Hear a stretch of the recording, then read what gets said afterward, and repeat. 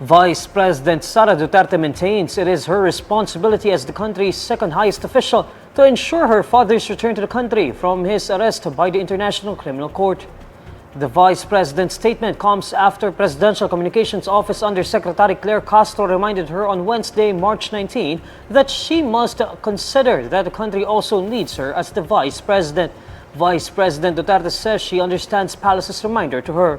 I perfectly understand that. In fact, hindi ko naman din gusto talaga na mag-stay dito, no? Dahil ang mga anak ko, ang pamilya ko ay nandyan sa Pilipinas at ang trabaho ko ay nandyan sa Pilipinas. Pero as Vice President, may duty din ako sa isang kababayan natin, isang Filipino citizen who is held against his will dito sa ICC Detention Center.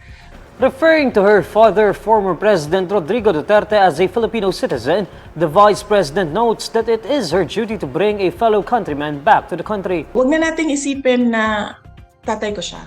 Isipin na lang natin na Vice President ako at gumagawa ako ng paraan kung paano maibalik natin ang isang Filipino citizen sa ating bayan. The Vice President also says that she continues to perform her duties as Vice President online.